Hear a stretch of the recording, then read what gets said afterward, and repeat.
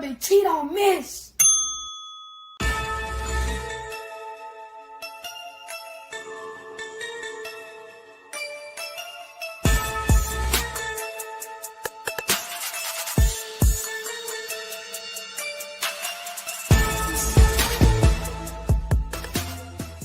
Bang, bang, bang, boy, shit break. On the hard thing, out of Alabama, you can add Nick say. Now our feature presentation.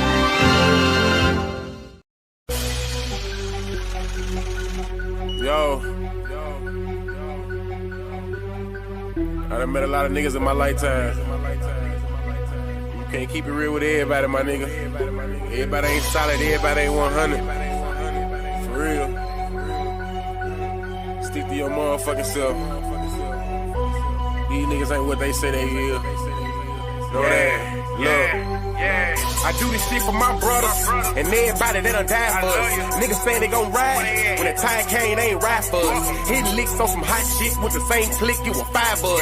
Niggas switched up like a bitch, say they'll die for you, but they lied to us. Make room for the real. All that other shit ain't got time for it. Mama still paying bills. Till I get a meal, I'ma grind for it. Record labels all fake and gay, I won't sell my soul, I won't sign for it. Really cut from a different cloth. And new niggas only piss me off. Come around like they really down, but they only around if they mooching off it. Niggas pussy beat the coochie off them. Listen up when the truth is talking. Real niggas got morals, and the lame niggas don't hate. Rob, who take what? Bitch, I'm riding around with that cake.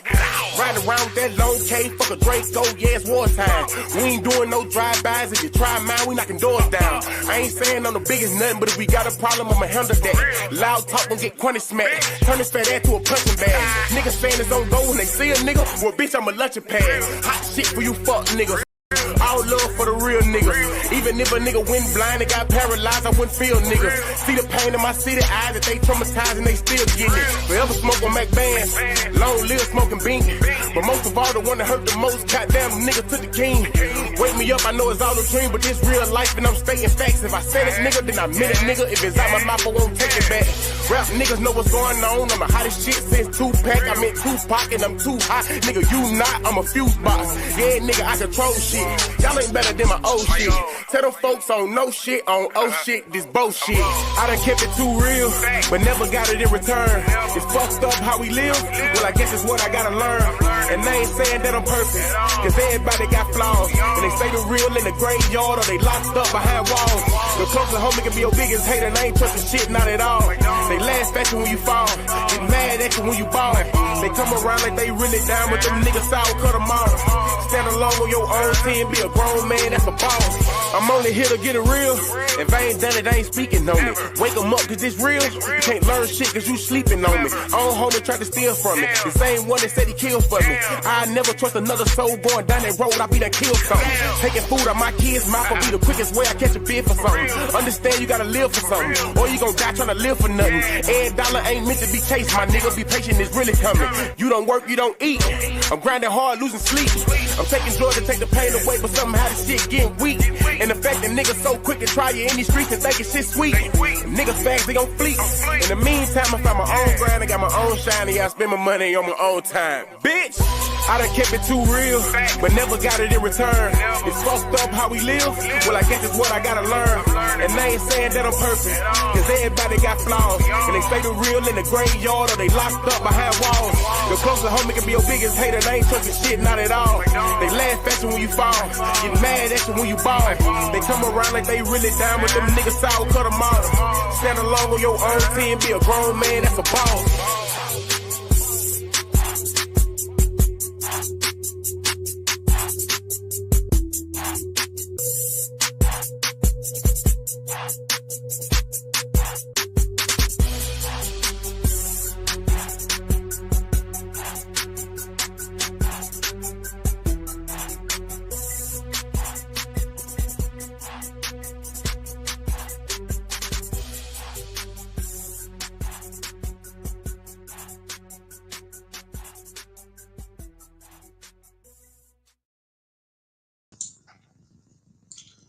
Like we always do about this time.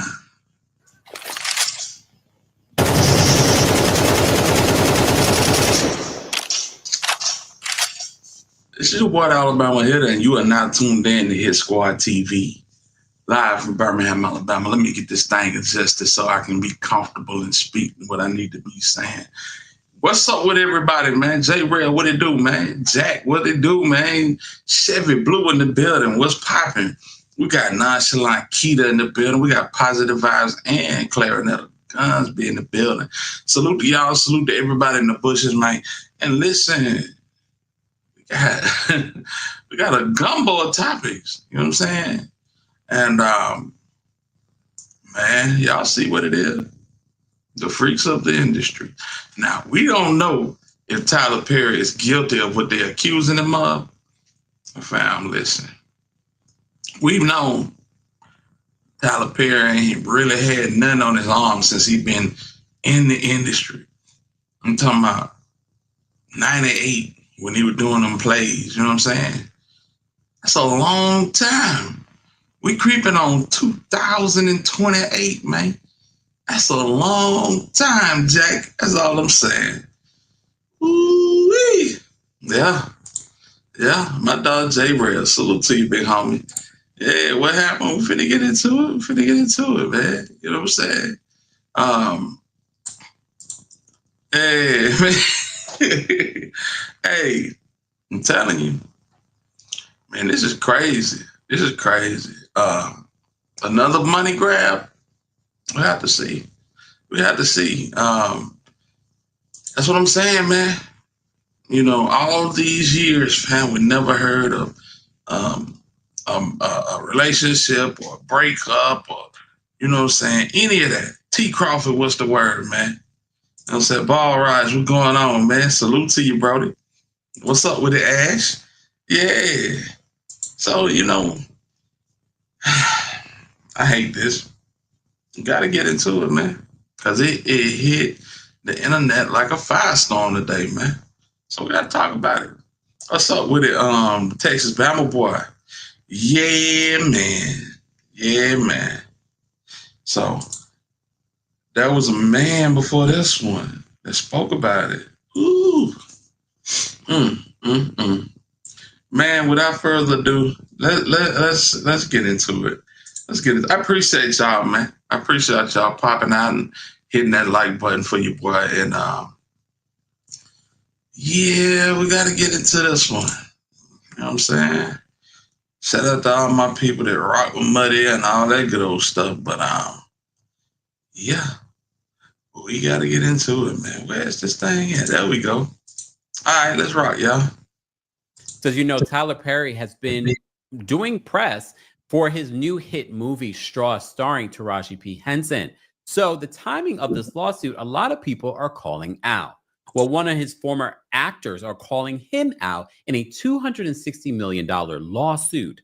TMZ has the report stating this. It said Tyler Perry is... Man, listen. I'm sorry. If Cassie ain't getting no $250 million, this rust-ass dude damn sure ain't gonna get no $250 million. What are we talking about, man? Let's go. God, facing an accusation of sexual assault, a claim coming from an actor on his long-running TV show, The Oval, and one Tyler Perry's camp calls a scam. Derek Dixon filed a lawsuit against Tyler Perry, and in the docs, he claims that he and the director met at an event back in 2019. In Derek's words, Tyler picked him out of the crowd and asked him for his phone number, suggesting that he might have a role for him. As it turns out, he did. Derek says that Tyler gave him a small role in 2 episodes of a show called Ruthless. Then, in January of 2020, Derek says that Tyler invited him to his Atlanta home, and he accepted, hoping to build a friendship that would lead to more acting gigs. But according to the suit, while there, Derek drank too much and ended up sleeping in a guest bedroom. In the court docs obtained by TMZ, Derek claims that Tyler got in bed with him and started touching his thighs. And although he rejected the advances that night, he claims Tyler remained interested. Shortly thereafter, Derek says that he landed the role of Dale in The Oval, great for his career, but he claims it was around this time that Tyler also started firing off sexually suggestive text messages, including asking what Drew's sexual preferences were and telling him that he has sex with men. It should be noted, Tyler Perry at this particular point has never come out as homosexual. There have been a lot of rumors about him possibly being homosexual, but Tyler has never confirmed. I don't even think he's even denied it either. Man, Tyler Perry been a part of our lives for the last 30 years, close to it. I remember looking at a Madea play on VHS while some chick was braiding my hair back in the Gap back in 1998. He done been around for forever, and we ain't never seen this dude with a female. Only female we seen him with is Madea. That ain't enough. You know what I'm saying? So we just let it go. We knew what it was, but we kind of let it go. Derek also notes his character, Dale, was written as gay, homeless, and desperate store clerk who had to sleep with other characters for a place to stay. He claims that's exactly what Tyler told him he was looking for in a real-life sexual partner, someone who would be loyal and dependent upon Tyler. Derek says that he feared his career would be derailed if he flatly rejected Tyler. So instead, he told him that he just wasn't the sexual type. But he was always terrified he'd lose his job if he complained of sexual harassment. To that point, he says that Tyler once... You ain't the sexual type. What the hell that mean? I don't know, bro. I don't have sex, bro. What is he talking about? Man, listen.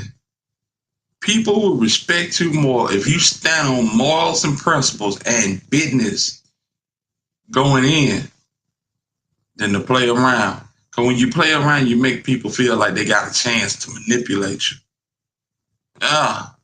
So going in, I ain't really sexual, bro, you know. And man, know what he finna do. He finna take you down through there, and he finna dangle these roles and his money and his opportunity in front of you until you give him what you want. Did you give in is the whole thing. Once again invited him to Atlanta later in 2020, and things allegedly took a dark turn. Derek claims that Perry greeted him warmly, but quickly started a sexually charged conversation, like asking him if he likes it rough in bed, and then grabbed Derek by the throat while saying, "Look how excited you just got." He says that he pushed Tyler away, and that was the end of the alleged incident. The lawsuit includes years of text messages allegedly sent by between both men. Here's the thing. I did start to read through the text messages. I just thought to myself, I literally could go in my phone right now and change one of my contacts to Tyler Perry. However, when you file a lawsuit and then there's discovery, they can verify whether or not these text messages were between Derek and Tyler. Just want to point that out. But I just said we ourselves as laymen cannot confirm or deny whether these text messages are real. Only an expert. And the only reason why I mention that is because we literally are talking about that in the Diddy trial, where they had forensic specialists come in and confirm deleted text messages, and they confirmed that they came from the known parties. The text messages, I mean, we can go through them if you guys want to. However, let me continue in regards to what is discovered, the main points that are coming out from this lawsuit and from the text messages. You're damn fool if you gonna file a $250 $250 million, lawsuit and just change your name to Tyler Perry in the text message thread. You think these folks ain't finna figure that out? Nah, it's a little bit more to this than, you know what I'm saying, what bro's saying, but we gonna see what he talking about. And we, like we said, we don't know if this is a money grab or if this is actual factual stuff, but you remember what Cat Wheaton said. So to that point, he says that Tyler once again invited him to Atlanta in late 2020, and things allegedly took a dark turn. Derek claims that Perry greeted him warmly, but quickly started a sexually charged conversation, like asking him if he likes it rough in bed, then grabbed Derek by the throat while saying, "Look how excited you got." He says that he pushed Tyler away, and that was the end of the alleged incident. The lawsuit includes years of text messages allegedly sent by between both men. Not gonna lie. That sounds like some Tyler Perry movie type shit. You know what I'm saying? He grabbed me by the throat and I jumped and he said, "Oh, look how excited you got," and just walked off. That sounds like something straight out of a movie. So I don't know if I believe that. You know what I'm saying? Don't know if I believe that. They're going to prove this out in court, but yeah. I think a lot of people been waiting, not hoping on Tyler's downfall, but basically waiting for something to come out like this on Tyler Perry. You dig down in your mental Rolodex, so y'all know y'all been waiting on something like this, some type of scandal to come out with Tyler Perry, for real. And Kimberly said that he said he came out of the closet last year, but I don't know. He might have peeked his nose out the closet because that story didn't make no traction. You know what I'm saying? I seen some headlines about it, but it really didn't make no traction, you know? And I know we in the time and age where, you know what I'm saying, that's not really a big deal. But that would have definitely made headlines. Men. Most of the ones Tyler allegedly sent are sexually charged. For instance, one reads, "No straight man would be going on walks with you or cooking dinner for you unless they wanted to F you. I would F you." And here's the thing, and we've talked about this a lot here on the channel in regards to entertainment and how the lines of professionalism are so blurred, but they cannot be blurred because we have to remember this is allegedly Tyler talking to an employee, a subordinate. Again, we have not verified whether or not these text messages are even real. We can't even go by that. And you can edit text messages now too. That's the crazy thing. They said the most aggressive incident allegedly went down in June of 2021, again at Tyler's Atlanta home. Dixon was staying in the guest house and wearing only his underwear when he says that Tyler came in to give him a goodnight hug. But wait a minute. I mean, I get it because we've talked about this before when, women are in these positions, but now we have another instance where you're staying at Tyler's home and you've already turned him down and he's made multiple advances. And I also will see in the comment section, people will have a different response versus a man versus a woman. But he says the most aggressive incident allegedly went down in June of 2021. Remember, he talks about two other instances that were in 2019 and 2020. So he says that the most aggressive incident allegedly went down in June of 2021, again at Tyler's Atlanta home. Dixon was staying in the guest house and wearing only his underwear. I will say this in defense of Dixon. No, ain't no defense of Dixon. Why are you in this man's guest house and you know this man wants your booty? Why are you in this man's guest house and why aren't you fully clothed? You know what I'm saying? Why the door ain't locked? You know what I'm saying? There's a lot of stuff going on, man. I'm tired of these baseless allegations. You know what I'm saying? And this is starting to sound like a baseless allegation. And more so than that, this man wants $250 million, y'all. $250 million. Yes. So it's like, bruh, you not Cassie. You not, for the lack of a better term, 50 Cent baby mama. You know what I'm saying? Come on, man. This is crazy, man. People don't have no morals or standards these days, fam. We will also remember that Tyler, although he has a studio now, but remember there were times where Tyler would use his homes, and I'm sure he probably still does, uses certain parts of his homes to still film things. So it could be that maybe that was part of it, trying to give some context here. So Dixon was staying in the guest house and wearing only his underwear when he says Tyler came in to give him a goodnight hug. He alleges that Tyler yanked down his underwear, groped his butt, and said, "Relax and just let it happen," and assured him it wasn't going to hurt. Dixon says that he managed to rebuff the advance by changing the subject. According to the suit, Dixon finally filed a complaint with the Equal Employment and Opportunity Commission in June of 2024. So this man this lily white man that went to the EEOC on Tyler Perry. Wow. He said Tyler Perry came in, yanked the draw down, grabbed his butt, and said, just let it happen. And he said, he changed the subject. Come on, man. This can't be real. This can't be real, man. Let's go back. Let's go back. Finley, what it do, big homie? This can't be real. His butt and said, relax and just let it happen. So Dixon was staying in the guest house and wearing only his underwear when he says Tyler came in to give him a goodnight hug. He alleges that Tyler yanked down his underwear, groped his butt, and said, relax and just let it happen, and assured him it wasn't going to hurt. Dixon says that he managed to rebuff the advance by changing the subject. According Really?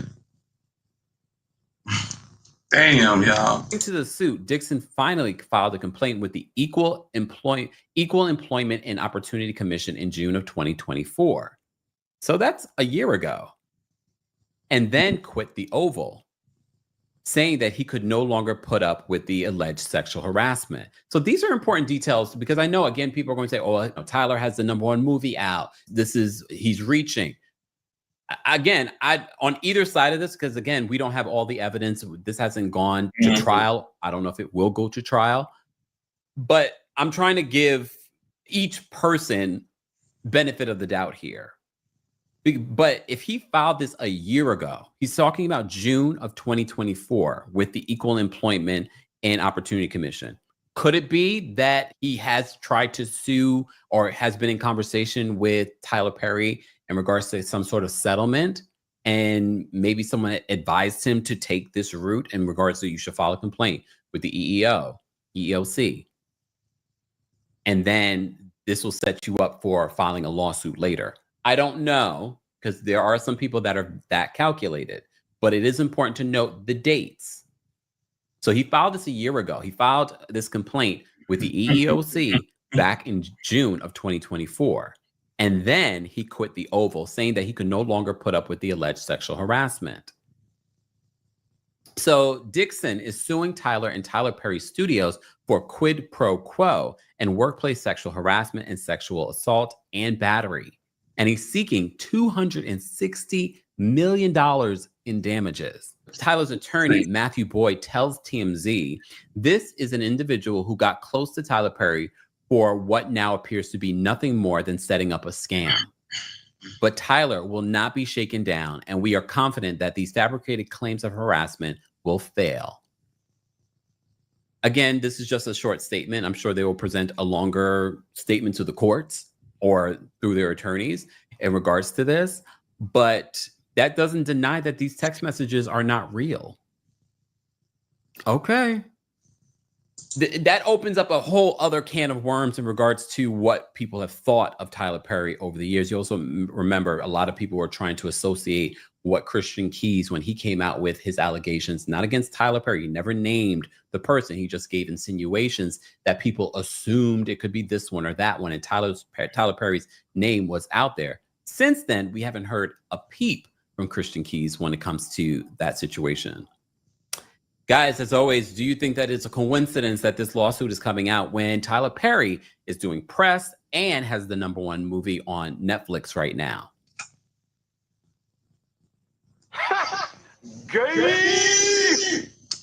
Or could this be legitimate and Tyler Perry's secrets are catching up with him? Guys, let's continue this conversation in the comments section. As always, be sure to like this video, subscribe to the channel, and hit that notification bell so you never miss out on breaking news when we go live or when we upload. Thanks for watching. Man. Whew. This is something serious, man. Let's see what we can find. What's up with Illuminegro? Salute to you, man. Oh, man. This is so crazy, fam. 260 million? That's a lot. That's a lot. Man, I'm looking for this paperwork. If y'all see the paperwork, y'all run me that paperwork, man. Shoot it to my IG or something. This is crazy, bruh. This is crazy. Tyler Perry, you know, everybody time coming in sun. OG Black Barbie, you know what it is. Everybody get their time in the sun for this type of activity, man. And Tyler Perry, he kind of skated for a long time. You know what I'm saying? Hit me on Instagram, the Alabama Hitter, bro. Yeah, drop it off to me if you don't mind. I appreciate it. But that's crazy. That's crazy, fam. And he does have the number one movie in the country. What is it? Straw. Pretty depressing movie. I'm not gonna lie to you. But I liked it. It just ended bad. But I don't know about this one, y'all. I don't know about this one. Going off of what we just heard, it sounded like a money grab. It sounded like, you know what I'm saying, somebody using an opportunity to come up. And I'm talking about all the way up. 200 and something million. That's crazy work, man. So Oprah coming next. Leo, what it do? Yeah, man. Yeah, I know it's Derek Dixon. I definitely know it. Yeah. They go on money grabs too. they are not exempt from money grabs. They like a little free bread themselves. You know what I'm saying? Yeah, Oprah and Gail. Lord have mercy, them two. Whew. Bad for business. Shoot that to me in the inbox if you don't mind, man. And we're gonna keep it moving, man. We're gonna keep it moving. Cause yeah, I know. Woke up this morning and they said R. Kelly is in the hospital. Talking about an OD. I said, what in the hell is really going on, man? You know what I'm saying? Kill said they're trying to get him out of here, man. So we got to get into it. Definitely got to get into it. J Real, I appreciate it, bro. Salute to your family. I appreciate the donation, man. Real talk. My dog, man. Y'all hit that like button. If y'all hadn't hit that like button, please hit the like button. And let's get into this content, man. Breaking news. R. Kelly hospitalized after alleged overdose in prison. Boy, this internet is crazy. Breaking news this morning concerning R&B singer and convicted felon R. Kelly. Take a look at this post on X, courtesy of TMZ, in which they say that R. Kelly was reportedly rushed to the hospital from an overdose of medications in prison. TMZ also releasing an article. I do want to read you some of the reports that they have already issued here, as R. Kelly, TMZ says, is doubling down on his claim that his life is in grave danger in prison, now alleging the Bureau of Prison staff at his federal center in North Carolina purposefully gave him too much medication, causing an overdose that left him hospitalized. A court filing submitted by his attorney Monday claims R. Kelly was left bedridden in a hospital after a solitary confinement staff member instructed him to take additional medication the night of June 12th. The next morning, R. Kelly allegedly awakened feeling faint and dizzy, and when he attempted to get up, he fell on the floor, crawled to the door of the cell, and lost consciousness. He was subsequently taken to Duke University Hospital, and during the ride there, he claims he heard a prison officer begrudge, quote, "This is going to open a whole new can of worms." During his 2-day stay at the hospital, Kelly says he learned he was given an amount of his prescribed medication that could have ended his life. Furthermore, Kelly claims in his Monday filing that prison staff took him off necessary blood thinner medication and is now refusing to allow him a doctor-recommended surgery to clear blood clots in his legs and lungs that are putting his life in danger. Instead, they have him locked up in solitary confinement, where Kelly has expressed to his lawyer he is convinced he will be killed or left to die. Therefore, the disgraced music mogul is asking for temporary release to home confinement for the third time, arguing his life depends on it. TMZ goes on to say that an assistant United States attorney swiftly filed a response to Kelly's request, alleging he continuously paints himself as the victim and adding, quote, "This is the behavior of an abuser and a master manipulator on display." The response also claims Kelly knowingly submitted an action to a court that has no jurisdiction over his case, accusing him of instead choosing to write to let his court know that he is cold in prison and to criticize the medical care that he is receiving in order to turn his situation into a grocery store checkout aisle tabloid. Kelly's latest filing comes just a week after his legal team sought his immediate release due to an alleged foiled murder-for-hire plot against him. His team submitted a sworn statement from another inmate who claimed authorities offered him release from prison if he murdered the singer.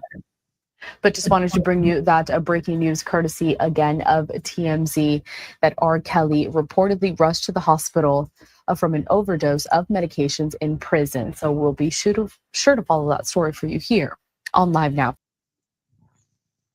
So, I mean, they can say it's a tabloid, but you know, you're not in control of your own medications in prison. I don't know about this, man. From what we seen the last time we went over this story, it looked like Kel may be in a little trouble. He may be in a little trouble. These folks maybe want to get him out of there because of the simple fact that they didn't cross all their T's and dot all their I's when they prosecuted him. So we're going to see. We're definitely going to see. Matter of fact, let's go here. Suspicious. We reported last week that prison officials put a hit out on R. Kelly. And we ran through a 40-minute video exactly why they did it, who did it, and why. Everybody called us crazy. Approximately a week later, we learned today that R. Kelly just had an overdose due to a mistake that prison officials made with his medication. You can't make this up, people. And the details surrounding the overdose is even more suspicious. Okay, so this news is actually breaking right now. Shout out to Brawl Alert, who was the first outlet that we saw actually posted it. But last night, R. Kelly's team filed an emergency filing. I received the filing a little bit after midnight. So I believe that's why it's breaking right now, is because outlets are waking up. So in the emergency filing, they allege that R. Kelly was giving an additional dose of medication by prison staff. And they're alleging that because of that additional medication that he was instructed to take and that he actually took, he suffered a overdose. I know what you're thinking. Man, Kel's trying to set himself to the upper room to get out of prison. Trust me, I thought the same thing, bro. All right? Ain't nobody more distrusting of these malefactors than me. However, bro, when you look at the details, they are very strict on you taking medicine. So they hand you the medicine and they watch you take it in front of them. And that's what I'm saying, fam. They ain't just letting you, you know what I'm saying, pop medication in prison. Anything that you got in prison that you ingesting, y'all done snuck in there. You know what I'm saying? A little potpourri and bath salts and K2. You know what I'm saying? Yeah, you might have that on deck. Little tweed, you know what I'm saying? You might have that on deck. But prescription medication, yeah, that ain't just sitting on your nightstand in the cell. So what I'm saying, they had to get us, they had to administer this to this dude, man. So that's the sticking point that may have people believe that, yeah, was this a mistake or was this done on purpose, you know? And they control the dosage. So there's no way that Kells could have manipulated this to give himself an intentional overdose. It's just not possible. And then also you look at the surrounding factors. R. Kelly got wind that the BOP officers were trying to kill him 3 days after he was given access to 13,000 pages of information, revealing who the officers were that illegally accessed his information and sold it to the media when he was behind bars. That's a criminal offense. Those officers on that 13,000 pages, they could go to jail. And then 3 days after R. Kelly got that information, he found out they trying to murder him. They trying to hire inmates to get him out of here. And then 2 days after he came to the media about discovering the ploy to murder him in prison, he accidentally overdosed after one of the BOP officers gave him medication that apparently was a dosage too high. At some point, we got to put our thinking caps on and say, okay, bruh, there's clearly something nefarious going on here. Obviously, bruh. Obviously. Now, the dosage was not where they stopped at. This wasn't where they stopped at in this ploy to murder R. Kelly, bruh. Because even after they made him overdose, when he went to the hospital, the doctors discovered something that could potentially be fatal to R. Kelly, a condition. And the prison official said, nah, let him die. Don't operate on him. Yo, these people are sick. So they say that he woke up, R. Kelly woke up allegedly on June 13th and he felt faint. He was dizzy. He started to see black spots. He got up and he fell. He crawled to the door of the cell and he lost consciousness. Then at that point, he was placed on a gurney. He was taken by ambulance to a nearby hospital because they tried to take him to the hospital inside of or associated with the facility that he's in, but they couldn't help him. So they took him to an outside hospital. In that outside hospital, well, on the way to the outside hospital, his team alleges that it was overheard someone in the ambulance from the hospital say, this is going to open a whole new can of worms. R. Kelly's legal team then alleges that once he got to the hospital, it was then revealed that he had been giving an overdose quantity of medicine. He was in the hospital for some days, and this was within. You're not gonna speed past that like you didn't just say what you just said. These folks took him to the hospital, and when they found out that he had more medicine in his system that he was supposed to have, they basically said, this is going to open a whole nother can of worms. They know they're doing something. They know they're doing something devious, y'all. R. Kelly's legal team then alleges that once he got to the hospital, it was then revealed that he had been giving an overdose quantity of medicine. He was in the hospital for some days, and this was within 2 days of that original filing where his legal team is alleging that prison officials are trying to take him out of here. Now, they say in addition to this incident, this overdose, right, they're also pointing to the fact that R. Kelly allegedly has been asking for months to get some medical attention to a swollen leg. R. Kelly's legal team says that once he was taken to the hospital for this overdose situation, R. Kelly brought up the swollen leg, and they allege that doctors there then took a look at the swollen leg and they found blood clots in. So the man got blood clots. Shout out to Real Talk with Tamara. Salute to you, Miss T. We appreciate you for stopping in. You know what I'm saying? This is crazy. This is crazy, man. So they literally trying to let this man succumb to his condition and then feeding him extra medication where he don't even need medication. It's a crazy story. And a lot of people not believing it because of the person that R. Kelly is. You know what I'm saying? That's why it's always good to keep your face card clean because, you know what I'm saying, you have a little grace in these areas, but you know what I'm saying? This is Kels. You know what I'm saying? The guy that had women, y'all know the stories. Y'all know the stories. And I think this is gonna be the same thing if Diddy get convicted or when Diddy get convicted. If he have any health issues, he gonna face these same type of circumstances, man. But this is sad. This is sad. In R. Kelly's right leg, allegedly, in his left leg, in his lungs, allegedly. And R. Kelly's legal team is saying that R. Kelly was then told he should stay 7 days in that hospital for surgery, and then it would be an additional 2 weeks because of whatever care they were going to need to give him. But his legal team alleges that once the prison was contacted, R. Kelly was then removed against his will by guards from the prison and was not allowed to be treated. And they are saying that basically this could kill him because of the blood clots and the care that they are alleging he is not receiving. I understand. This is a tricky situation.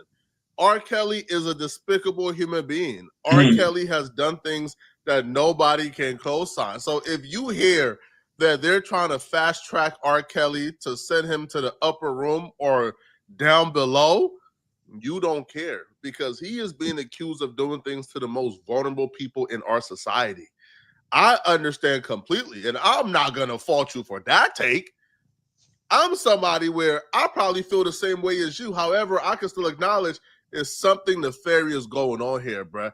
I ain't never heard the jail tell the doctors, hey, bruh, this man could potentially die. He got blood clots. Don't matter. Release him. We don't want... What?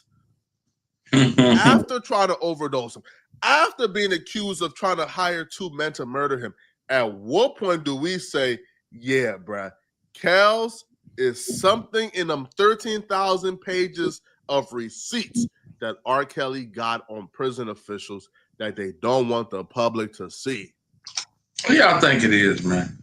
Because honestly, they got him dead to rights. They got they flipped his main chick, the little girl that came to him when she was 17 years old. It pretty much got him dead to rights, you know what I'm saying? So what are they trying to cover up? Because when he filed a motion for this pardon, they filed a motion and it's sealed. So I'm just trying to see what is it that they got going on to where they don't want nobody to know what they doing, you know? So this is a weird situation at best. His health situation does not bode well for him, honestly, making it much longer. You know what I'm saying? Blood clots are nothing to play with. You know what I'm saying? I'm pretty sure y'all already know that. But yeah, Kels he's in rough shape right now. Because if you guys know, the Washington Journal got sold R. Kelly commissary information. Tasha K received R. Kelly's emails, visitor logs, call logs, and she published that. And that in turn got R. Kelly's girlfriend to turn against him once she found out R. Kelly was cheating on her from behind bars. And then she testified against R. Kelly as a result of that. So clearly something nefarious, clearly something criminal took place here. There's criminal conduct that affects over 60 correctional officers. Over 60. This is going to be one of the biggest jail busts I think we've ever witnessed in the history of jails. Over 60 correctional officers were involved in a ring of stealing R. Kelly's information and selling it to the media. And R. Kelly finally has access to that information, and then all of a sudden, right when he gets... And that's part of it. You know, Kels claimed that they sold the information to Tasha K. You know what I'm saying? Giovanna, what's up? What's going on with you? You doing good? Appreciate you for rocking with us tonight.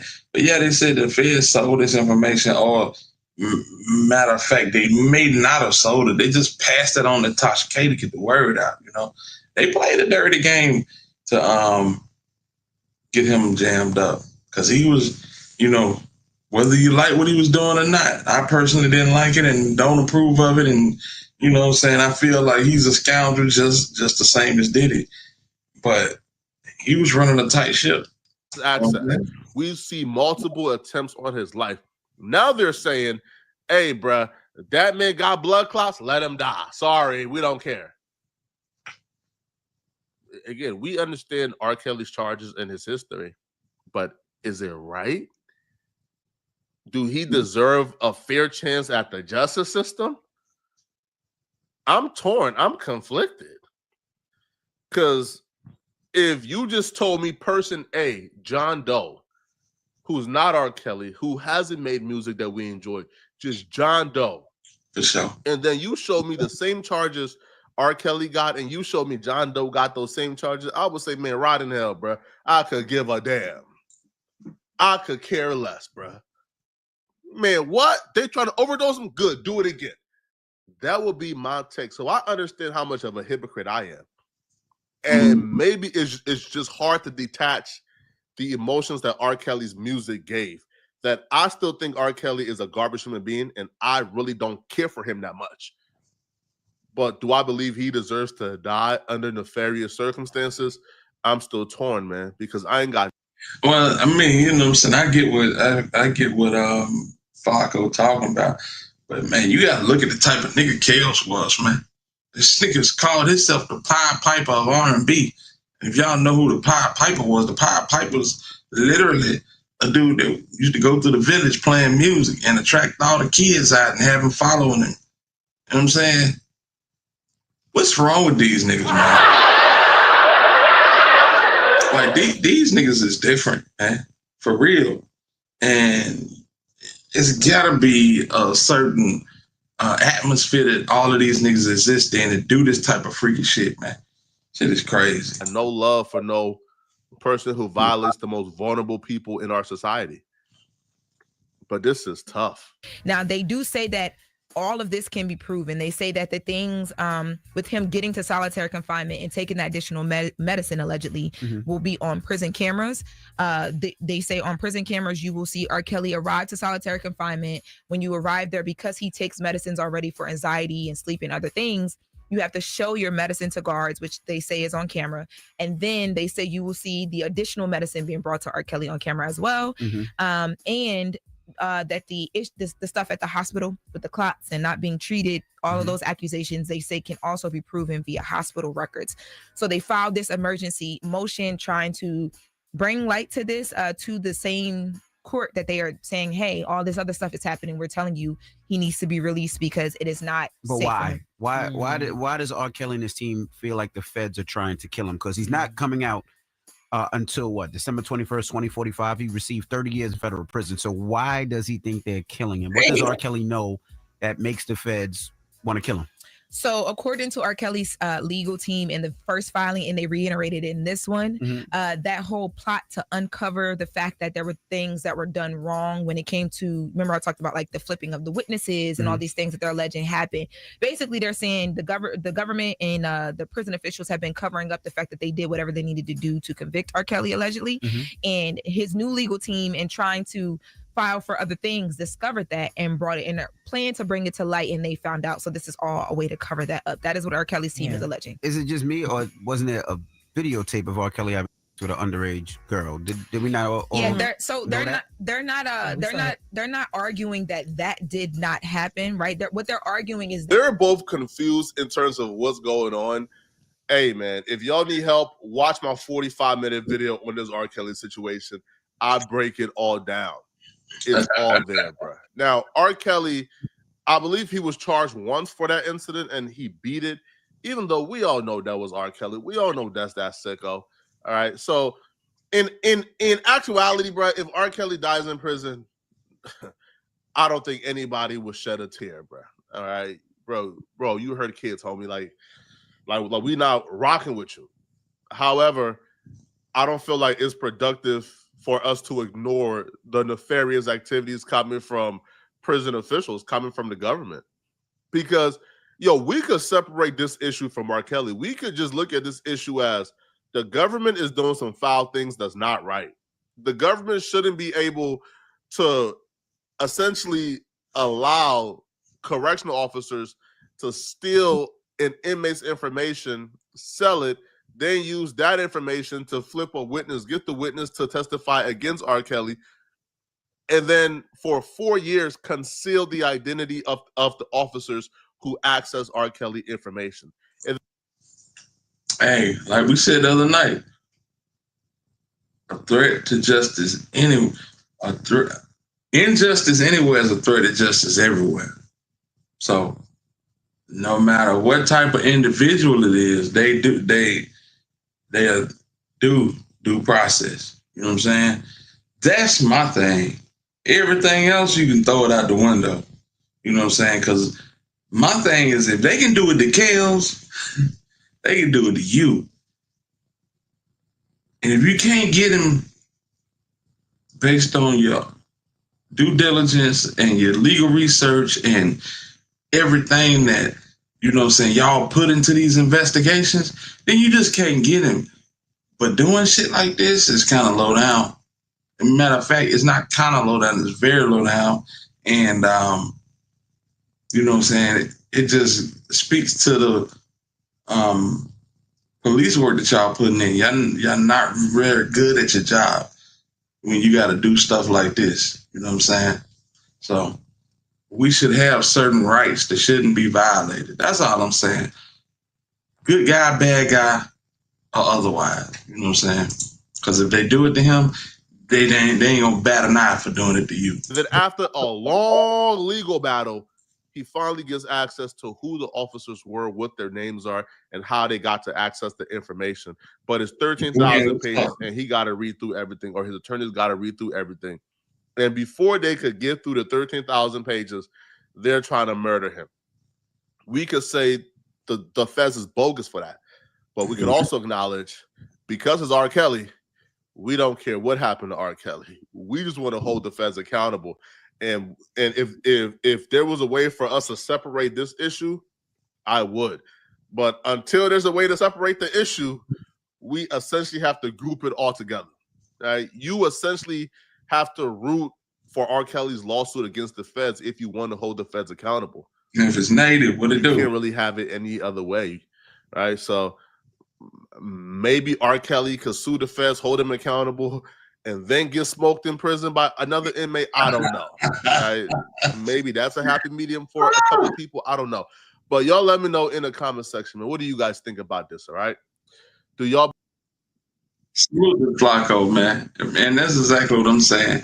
You know what I'm saying? Ain't nobody really tripping on Kelly. It's the fact that they playing a dirty game to get him gone. You know what I'm saying? That's my only thing. You know what I'm saying?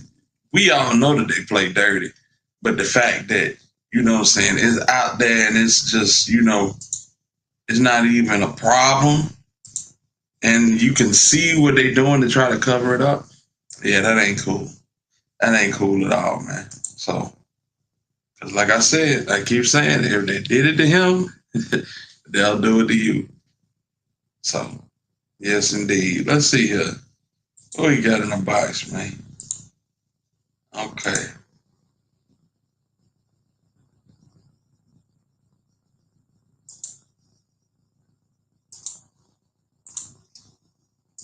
Okay. All right. All right. So here we go. All right. So it looks like we got.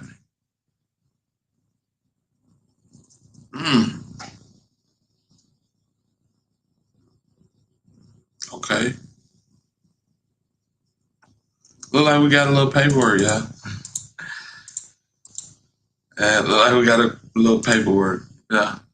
Appreciate you, Loma Negro. Yeah. So yeah, Tyler Perry. Let's get back to it. Let's see here.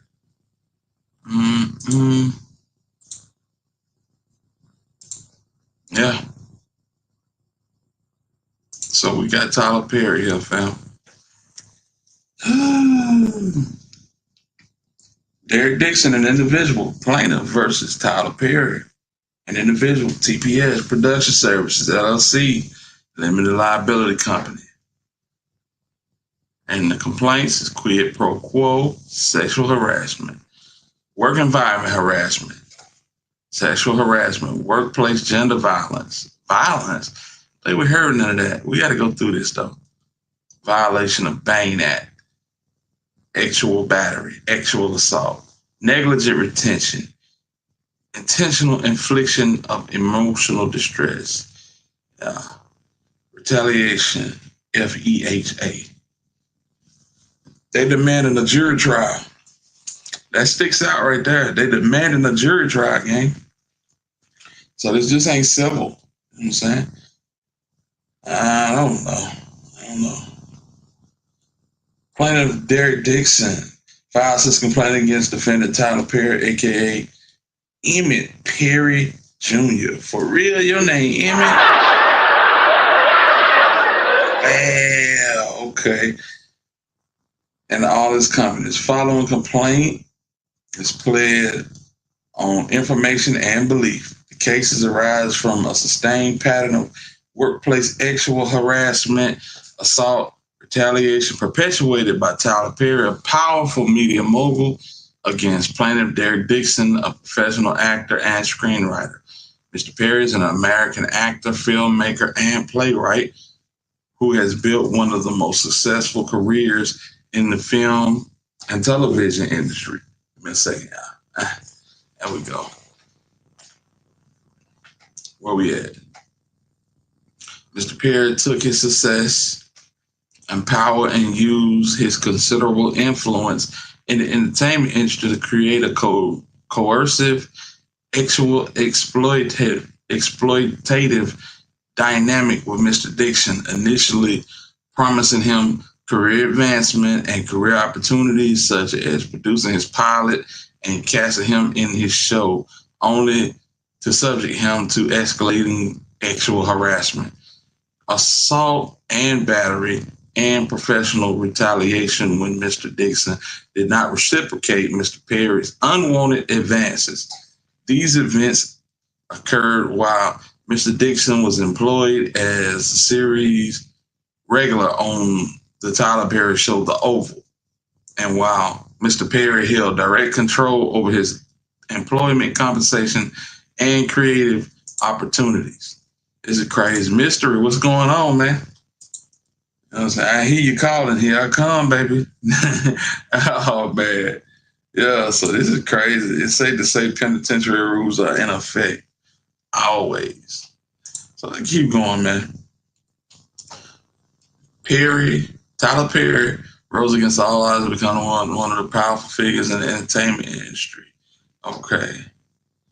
I skipped that. Tyler Perry has been using his power and influence to abuse and actually assault impressionable and vulnerable employees and actors who look to him for guidance and mentorship while pursuing their dreams, just like Harvey Weinstein, Bill Cosby, R. Kelly, Sean P. Diddy Combs, Kevin Spacey, Roger Ailes, and many others in the industry. Mr. Perry's success has led him to believe that money and influence can get him whatever he wants. And that belief slowly transformed into a false idea that Mr. Perry can get whomever he wants. There are things in life that money cannot buy. Mr. Perry sought out one thing with his wealth and influence he could not purchase: an actual relationship with a man who remained silent. Mr. Perry told Mr. Dixon that his ideal relationship would not involve a male actual partner who he could provide for and who would be loyal but emotionally detached. Perry told Dixon, "Whomever ends up with me is going to be a happy motherfucker." In essence, Mr. Perry desired a one-sided coercive dynamic with a subordinate and an arrangement devoid of mutual consent or emotional reciprocity. Thus began Perry's calculated pursuit of Mr. Dixon. This was not Mr. Perry's first instance of actual exploitation. He has demonstrated a troubling pattern of exploiting vulnerable male actors and employees, leveraging his industry power to create a cycle of hope and dependency. He offers aspiring actors the prospect of career-defining opportunities, roles that promise visibility and advancement. Then once they are in his professional orbit, he uses the weight of his influence to ensnare them, positioning their success as contingent on meeting his demands in a quid pro quo actual compromise. This pattern of behavior reveals a calculated use of professional power for actual leverage. Using his influence, Mr. Perry provided vulnerable men with acting roles, show contracts, cars, and money. And once the object of his desire was hooked, Tyler Perry would then put them in fear of losing it all unless they engaged in Mr. Perry's perverted desire for actual gratification. Mr. Perry would easily snuff out a character in a show of an actor who failed to indulge in Perry's actual fantasies. And one such exchange, Perry stated that he could fix things because of the actors of the show he was filming should be scared because they were all blamed at and we don't know who lives, meaning that Tyler Perry was going to use this as a tool to gain compliance with his desires. All right, let's look at this. Let's look at this right here, man. Y'all still with me? Because this is crazy, man. This is crazy right here, man. Okay, I just want to make sure y'all with me, man. Matter of fact, let me do this. Let me do this right quick. Give us a little something. There we go. All right. Once I do that, let me get into it. Let me really get into it, big homie. This is crazy. All right. So in this exchange, he said, "But I swear to you, I know how to fix this issue. I love unalive a mother uffer in a show that no one expects." Derek says, "You could be sipping Mai Tais and counting coconuts right now." He said, "Think about that last episode. They all were blank that. We don't know who lives." Derek says, "Exactly." Derek says, "I'm scared. They should be too." "Nope, they're not." Derek says, "Last I checked, we all got the same bullets in us." So anyway, let's carry on. That was kind of innocent. Nothing much there. But Derek Dixon was Mr. Perry's actual desire ever since they became acquainted. Dixon was working as a part of an event staff for a party hosted by Mr. Perry when Perry noticed him. Perry immediately offered Dixon a chance to audition for a part in one of his TV productions. Dixon agreed and was on set with Perry behind the camera for weeks in close quarters. During this time they were filming, Perry would send flirtatious messages to Dixon. For example, in one message, Perry stated that he was jealous when he saw Dixon going on walk with another man named Brad. Example, Tyler, "Why did that photo make me jealous? You two together?" He said, "Ha, I don't know. It's just Brad, LOL." Tyler says, LOL. Derek says, "He just wanted to go for a quick walk and get his steps in, and now I'm walking to Chipotle by myself, LOL." Tyler says, "Thick Derek, get that Chipotle." Oh my goodness. All right, in another text message, Perry stated to Dixon, "What's it gonna take for you to have guiltless ex? Have you found out that yet in therapy? You can have freedom from religious guilt and still believe in Christ." Wow, what is this? Plaintiff carefully navigated a friendly demeanor to prevent the loss of income and opportunity on one hand, and the other hand, a firm boundary against Perry's advances.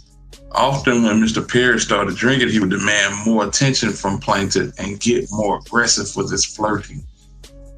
An example. Okay. We already did that. What's it going to take for you to have guiltless ex? Have you all found that in therapy yet? Yes, it's the exact same kind of car, Geo Metro.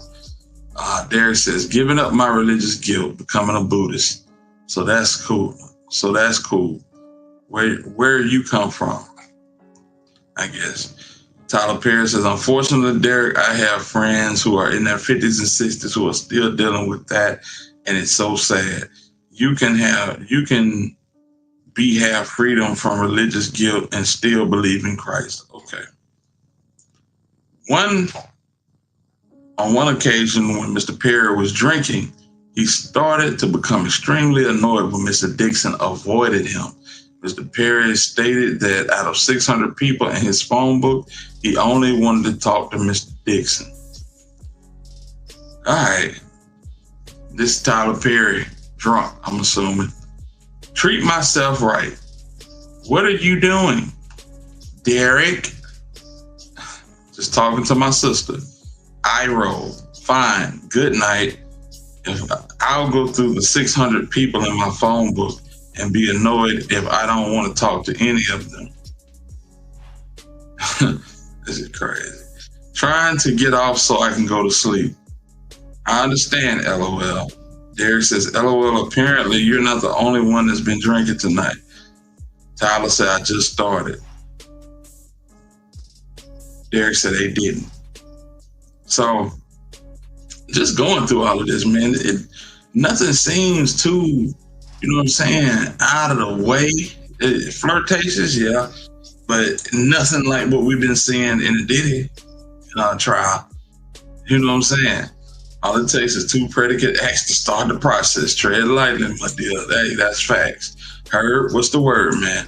What's going on with your big homie? You know what I'm saying? So really, it's not nothing just crazy out of the ordinary. It just sound like 2 zesty cats. One zesty cat and another dude that's, you know what I'm saying, trying to placate, I guess. All right, let's keep going. Dixon did his best to tiptoe around Mr. Perry's sexual aggression while keeping on Mr. Perry's good side. Mr. Perry made it clear to Dixon that if Dixon ignored Perry or failed to engage with sexual innuendos, Dixon's character would perish in the next season. Indeed, Dixon's character, Dale, was hit 4 times in the chest at the end of his first season on the Oval. And Perry always held this over Mr. Dixon's head, implying that Dale would survive if Dixon kept Perry happy. Once Perry recognized the extent of control he had over Mr. Dixon, he escalated this behavior. On multiple occasions, Mr. Perry sexually assaulted Mr. Dixon, including one instance where he forcibly pulled off Mr. Dixon's clothing and groped his buttocks and attempted to force himself on Mr. Dixon. Mr. Dixon told the drunken Perry, no.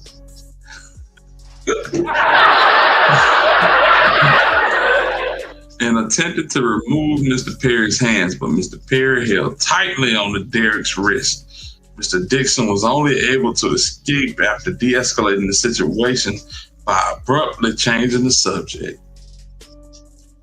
Whew. The next day after the assault, Mr. Perry called and texted Mr. Dixon relentlessly saying, tried, you called me. And I really need to talk to you, please, as soon as you can. Finally, when Mr. Dixon answered Tyler Perry's call, Mr. Perry profusely apologized for the sexual assault while blaming it on other things. Perry continued, he didn't know why he would do that. Maybe he was self-sabotaging. On the very same call where he apologized for the sexual assault against Mr. Dixon, Perry told Dixon, and don't worry, we're going to do your show, referring to the pilot Mr. Perry knew Mr. Dixon had desperately wanted to produce. Shortly after Mr. Dixon got a call from Mr. Perry's lawyer saying that Christmas had come early and that Dixon was getting a substantial raise and that the show was greenlit. Perry's attorney explicitly warned Dixon not to tell any other actor on the show about Dixon's raise, because no other actors were getting a raise, only Dixon. Boy, that's crazy. That's crazy, fam. Tyler Perry, I mean, it's looking wild. It's not as bad as what we've seen, but it's looking wild. You know what I'm saying? Let me see here. Yeah, I ain't going through all of this. Let's go through this right here. Nice, Santa Monica is nice. I'm glad you're going out there. How is your How is your no is stronger? How is your no is stronger? You got to have a strong no. Dare says, yes, it's strong. My mom literally thinks I'm going to sell my soul to the Illuminati. She said, she heard Kanye say it's real. Well, I don't think that, but I do think that you have to be able to say no and mean it and make it clear. I only say yes if it gets me an Oscar. Just kidding, just kidding. I hear you. He said, well, the only one who could have gotten that for you through sex is in prison. So just stick to the no unless you're really into him. I don't know what you're talking about. I don't know what you're talking about, man. This is crazy, man. What's going on, Antonio? Man, this is wild, man. This is wild as hell. First Diddy, now this cat. Like I said, it's not as flamboyant and as out there as Diddy, but hey, it's still a violation, fam. Yeah. So, Tyler Perry sent him out to California and said, man, keep that booty on lock till you come back home. You know what I'm saying? Anyway, that boy Perry do look like he on both sides of the fence. I think, yeah, he is on both sides of the fence. Crazy work right here, man. But yeah, if y'all want me to keep going through that paperwork, we might keep going through it. But right now, we're gonna touch on this Diddy situation. The update for the day, I think the day is day 25 in the Diddy saga. So, we gotta get into that. Chevy Blue, this shit hell, ain't it? Tyler Perry finna go down with the ship. This is crazy. This is crazy. I don't know if it's gonna be a settlement out of court or what, but you know, it don't seem too far-fetched when we look at it, how we just looked at it. You know what I'm saying? He made his advances, you know what I'm saying, went in there and tried to get with old boy. Didn't. Took him down through the rough way and then turned around and gave him a raise and gave him his own show. You know what I'm saying? So could be something to it. Could be something to it, man. But we'll keep y'all updated. You know we're gonna keep y'all updated. Just a buy it, don't settle, fight it. That's a fact. That's a fact. Now we in the Diddy, man. Hi, I'm Evie Pilgrim. Thanks for streaming with us. The jury seeing inside the world of Sean Diddy Combs, viewing receipts and intimate videos as the prosecution wraps up its case. Back on the stand today, a special agent serving as the prosecution's summary witness. The agent using a mountain of credit card, travel, and phone records as part of her testimony about the logistics of freak-offs. The jury saw hotel records detailing a 2012 hotel. And this is what's going to sink the ship right here. All of these receipts, these damn receipts and these folks. Man, if you got a bag of money, you need to pay cash, fam. This was going to sink the ship right here. Day, where the rap mogul racked up more than $46,000 in room damage fees, all paid for by Combs' company. The room was booked under the name Frank Black, an alias Combs often used when checking into hotels. Jurors today watching more of the so-called freak-offs. One juror looking away, another sighing and looking displeased. They also saw phone records following the 2016 attack at the hotel, where Combs repeatedly called and messaged Cassie Ventura. In one message, Combs texted, "You gonna abandon me all alone?" Ventura responded in part, quote, "I have a black eye and a fat lip. You are sick for thinking it's okay to do what you have done." Combs has pleaded not guilty to all charges. If convicted, he faces the possibility of life in prison. Coming up, we'll look at how this trial could potentially impact the legacy of Combs' record label, Bad Boy. But first, we begin with ABC News chief investigative correspondent Aaron Katursky. He's outside the federal courthouse in Lower Manhattan right now. And Aaron, these videos shown to the jury of the alleged freak-offs, what was it like in the courtroom when those videos were played today? It was silent because the jury, Eva, had to put on headphones the public screens in the gallery went dark, so we couldn't see what the jury was seeing. We don't know what those videos depicted. Now, we know how the defense characterized them, and these did come in under cross-examination, much longer excerpts than prosecutors played on direct examination of their summary witness. And the defense has said that these videos show consensual sexual activity, not coercive sexual activity. But once a little kink was worked out because some of the sound was bleeding through the speaker, the room was quiet. And when some of the minutes-long excerpts were finally over, jurors removed their headphones. We saw one who looked rather disgusted, kind of made a face, bent his eyebrows. Clearly, whether it was consensual or coercive, it was difficult for the jury to watch. The jury. And you see they striking the people of color off the jury one by one. Then they're trying to go after another one. You know, they got the dude from the Bronx off the stand, got him off the jury box, and put a older white gentleman up there in his place. So, yeah, this is looking bad, man. This is looking bad for Diddy. Now they got all these receipts. Now these people have seen actual footage, and it made a lot of them stomach turn, man. I don't know about this, Diddy. I also got to see a number of receipts today. What did those receipts show?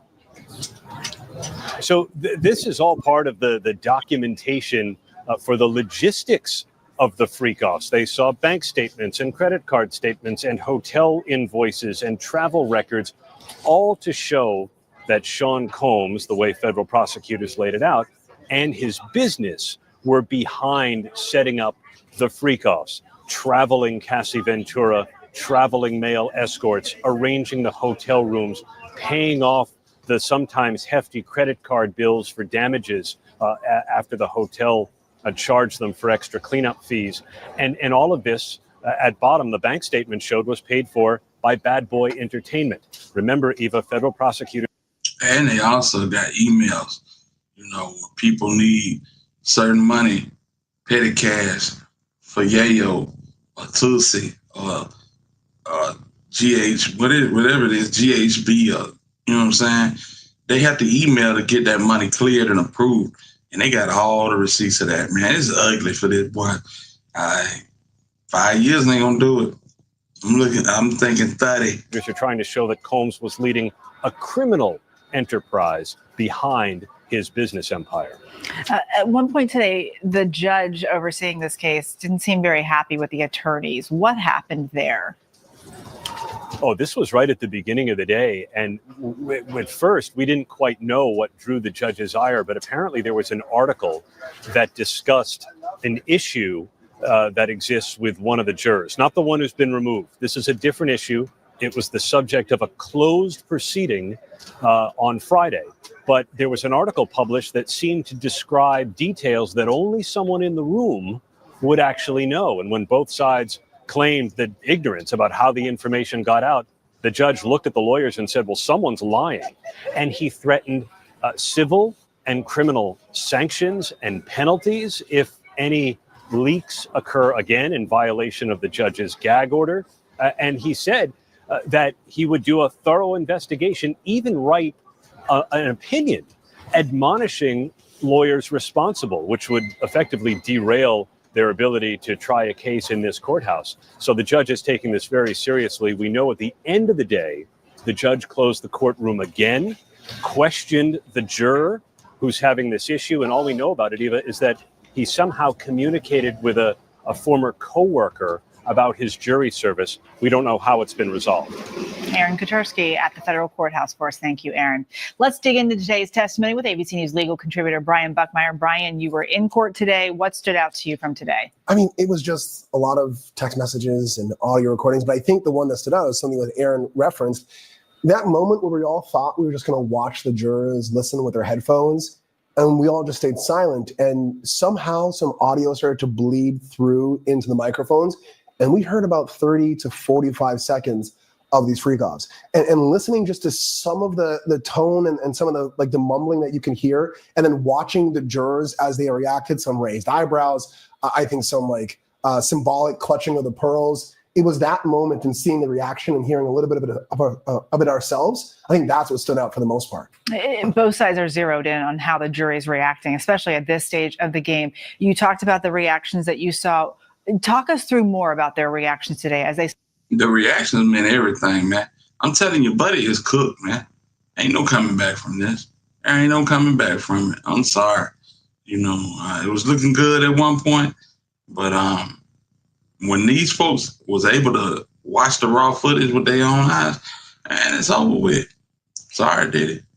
This is the end of an empire. I saw those text messages as they were watching that video. So a lot of this has been the receipts. We have summary witnesses on the stand explaining, here are the text messages, coordinating with when people are traveling. Here are the travel receipts, whether it be for hotel bookings or for flights. And the jury, I think, is starting to see this smattering of evidence start to make sense in terms of how the government is painting this criminal enterprise, but also the defense pushing back and showing some of the evidence, the text messages that the government chose not to show the summary witnesses, why this picture is so one-sided, and giving more context. You can see some of the jurors shaking their head, nodding their head, raising their eyebrows, sitting back, sitting forward, diving into those screens. And it's interesting to see how it's all playing out in their faces. That special agent, one of the summary witnesses that was on the stand again today, what did you think of her as a summary witness? So very different than we saw from yesterday, because she's not making those connections based on her assumptions that, well, we saw someone book a hotel, we saw someone book a flight, we saw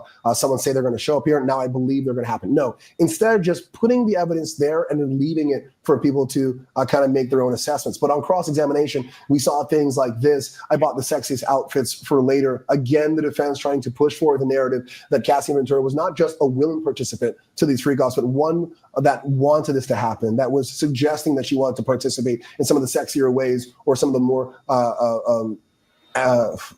freak-off ways, for lack of a better term. Again, pushing that narrative: was this consent, or was this alleged rape or sex trafficking? Brendan Paul is expected to be the last fact witness for the prosecution. Do you think the prosecution has done enough at this point?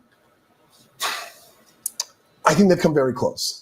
And I think if I'm going to give it an analogy, I would put it like a 4x100. I think the first 3 legs of this race, they've done a really good job, but they're going to really need an anchor, someone in closing arguments to really come through strong and put it all together. And so I can see how they can put the pieces of what they've accumulated throughout the evidence and through the witnesses to make this case. But I think it's going to be a lot of heavy lifting for who I'm assuming AUSA, Comey, to give in closing arguments. But we still have this last fact witness. I think that's going to give them more information about the drug distribution. We know he was arrested for possession of cocaine and marijuana, and ultimately those charges were dismissed some months later. He is a former assistant to Sean Combs, but the defense is going to put on a number of witnesses, especially an expert to combat Dr. Hughes's testimony, that expert in sex trauma. And that, I think, is going to become a very large point of contention, this battle of the experts as to, is Cassie and Jane, are they victims of sexual assault, or is it something else? Brian Buckmeyer, thank you so much. Among the multiple charges in the Sean Diddy Combs trial, sex trafficking, and Combs has pleaded not guilty to all charges. Joining us to discuss the signs of sex trafficking and how to identify sexual exploitation is Lauren Hirsch, National Director of World Without Exploitation. Lauren, I think let's just start kind of at the very beginning with all of this. What is sex trafficking? What's up with a shot town? Yeah, man. They brought dudes over state lines. So y'all know what that is. Y'all already know what that is, but let these folks talk about it. Trafficking. Well, thanks so much for having me, Eva. Sex trafficking is when a commercial sex act is used force, fraud, or coercion. And in the Combs case, we're seeing this in clear view. We also, when we talk about sex trafficking, have to be talking about the issue of position of power and position of vulnerability. And here, Combs is clearly in a very significant position of power, and all of the victims, including his employees, are in a very significant position of vulnerability. And so those two things sort of play out in this case, and really in every sex trafficking case. I'm curious, what's the difference between human trafficking and sex trafficking? So when we think of human trafficking, we're really talking about a number of different forms of trafficking. So we could be talking about labor trafficking, where labor acts are induced. sex trafficking where commercial sex acts are induced, or we could even be talking about trafficking of organs. But for our purposes, we're talking about sex trafficking. How common is sex trafficking here in the United States? So we know that it is extremely prevalent, although it is really, really difficult to quantify.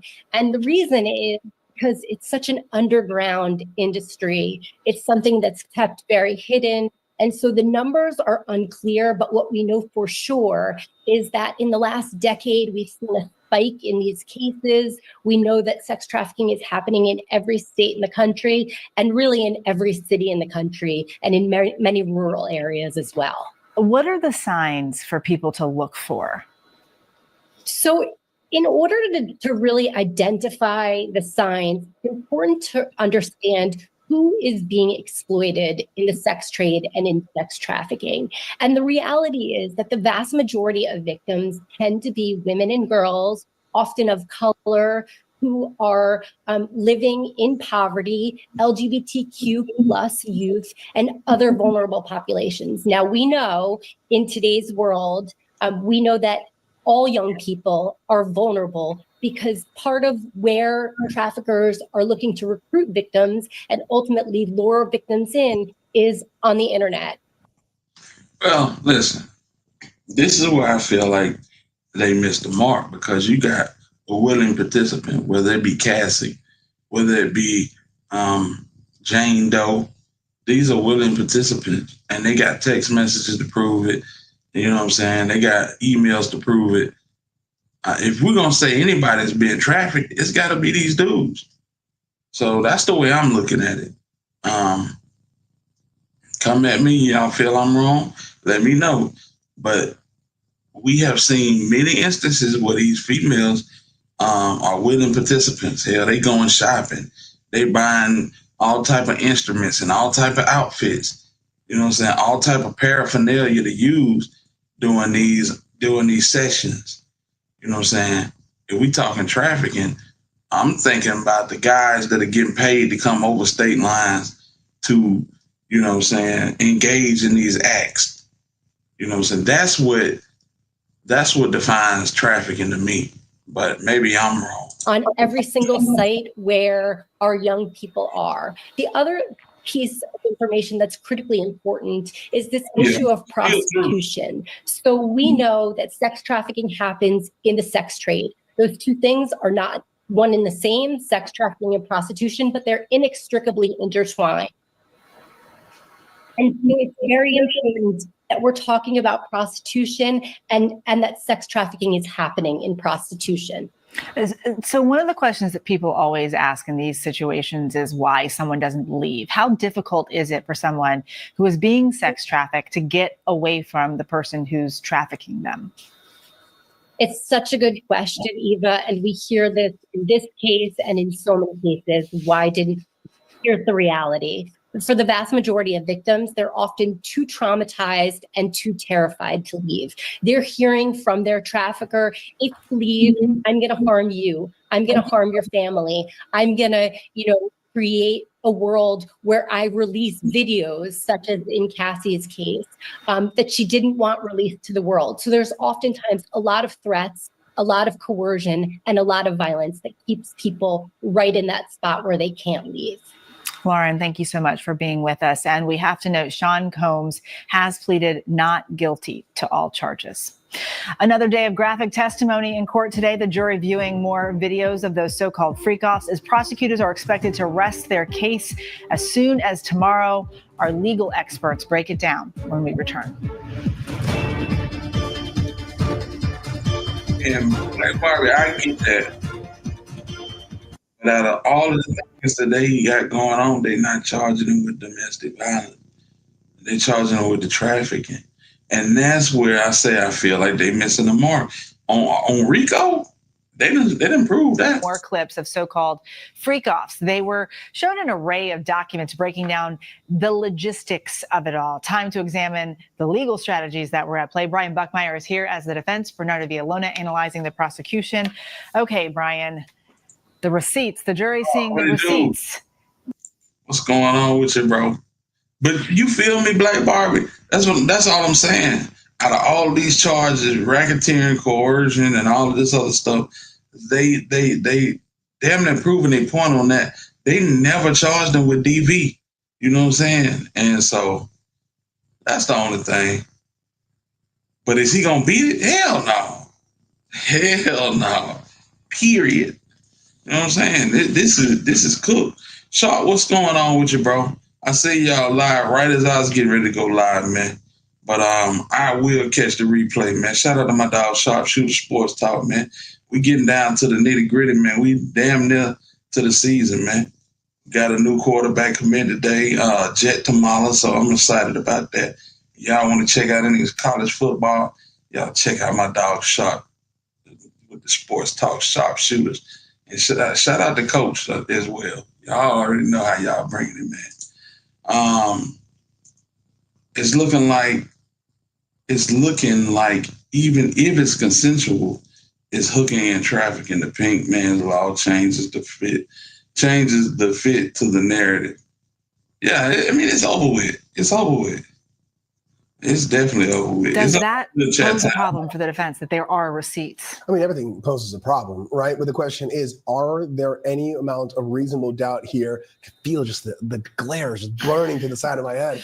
But are there any gaps that can create reasonable doubt here? And I think the defense did it in their kind of objection of the summary witnesses saying, hey, you can say that someone talked about traveling, someone booked flights to travel, someone booked a hotel to travel, but you don't have independent information that someone was actually inside of those rooms doing what you're accusing them of doing. And I think if you leave it at that and just say there's incomplete information and leave it as there's some reasonable doubt, people book trips all the time and never end up going. Cassie talked about who was in the room. Jane talked about who was in the room. So Cassie and Jane completed the story, completed the narrative in addition to those hotel receipts. What those hotel receipts did was corroborate their testimony. Yeah, Jane didn't need to show who was in the room on those receipts. No, but remember, Cassie provided that information. Jane provided that information. So what the prosecutor did with these receipts and with these summary charts is that they highlighted and corroborated the testimony that's already been given. That's assuming you believe them. Do you believe that we know who was in that Las Vegas trip with Jane in that flight and all of what she did based on what she testified? See, that's not in the courtroom. See, that's not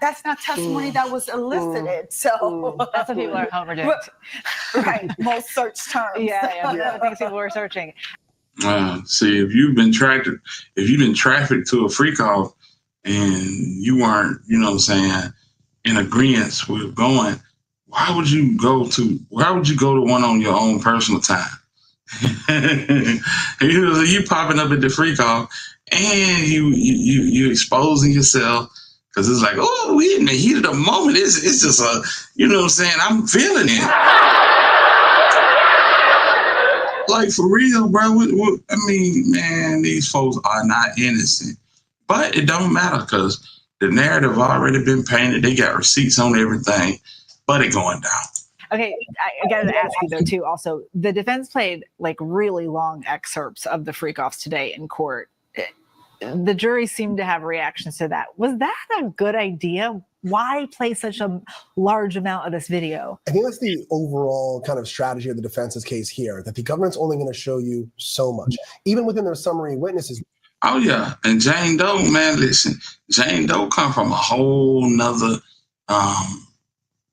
she comes from a whole nother tribe of ex-workers, funded by a man from Canada by the name of Peter Nygaard. Peter Nygaard. Just look him up. And he is filthy. He is like R. Kelly mixed with Diddy. Real talk. They would show you text messages, only 2 or 3 from one year, and then skip to another year and not provide the context of showing the text messages where Cassie might not have said, I'm getting into an argument with Sean Combs here today, but the very next day saying, I love you, I want to do freak offs with you, I want to provide this. And I think they're doing the same thing with the freak off videos as well. A 40-minute long video, just one of them. The government shows just 2 or 3 seconds. I'm sure, give me a second to land this plane. I'm sure if you show 2 or 3 seconds of any interaction with 2 people, you can paint any picture. But if you show longer amounts of that interaction, you can. So if I put my hand up like this and you stop it, like, oh, Brian was going to slap Bernard in the face. But if you keep it this way, she gives me a high five, then you're like, okay, I now understand the context of that full interaction, not just a little clip that they give. So when you're looking at the video, who introduced those videos into evidence? The prosecution. And when they introduced it into evidence, they introduced it in its entirety. So it's the prosecution that is offering these full videos in its entirety to this jury to see. What they're doing is, yes, pointing out to certain parts of those videos because they also don't want to give such a upheaval of this jury watching porn in the middle of a trial. They asked the question, how long is the video? This video is 39 minutes. I'm just going to show you a portion of it, but you understand that the entire video is in evidence. So when the jury... 39 minutes. Man, them folk watched probably like 5 minutes and was sick on the stomach. I can only imagine what was going on that damn tape, man. Ain't no party like a Diddy party. Man, don't even trip, Chat Time. You already know what it is. Dub, JJ, what's the word, big homie? Salute to you. Jury is deliberating. They can ask to see the entire video, any of these exhibits, as long as it's in evidence, they are allowed to see the entire thing. We know that. But they're going to be told that. That is what's going to be told to them, and they elicited it in terms of when they were asking the questions. Is the entire video in evidence? Yes. So I'm only showing you a portion of the video, but you're able to actually see it, and they're going to get an instruction by the judge. Would you say the same thing about the charts when they left out very crucial text messages between the two of them? So in terms of the charts, in terms of the summary charts, again, the purpose of these summary charts is to highlight certain portions of text messages, invoices, travel information, videos, voice notes, highlighted in the sense of that the prosecution is going to be able to use it in closing arguments like, look, this is what I want to highlight to you, but not necessarily that this is the entirety of all the text messages, because again, it is the prosecution that has submitted all these text messages to this jury to actually evaluate. So it's not like they're hiding it. It's the prosecution that's introducing it, but yes, showing certain portions. Again, you also heard a lot of this testimony through the witnesses. They have testified to this already. So it's not like the prosecution is hiding this from the jury. Let's talk about the judge today, because he was not pleased. And what this could mean for the trial. This sort of like private conversation that was supposed to happen under seal. There's an article. And then also there's this issue with a juror that's now outstanding.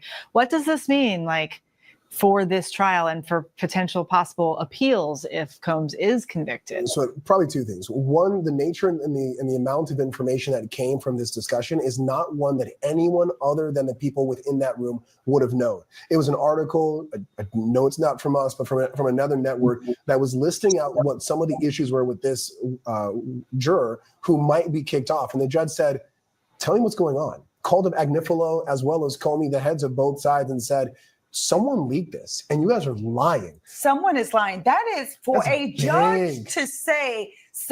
Yeah, they leaked out some information to a media outlet. I don't know if it was the defense or the prosecution, but this came up early in the morning and the judge was not happy about it.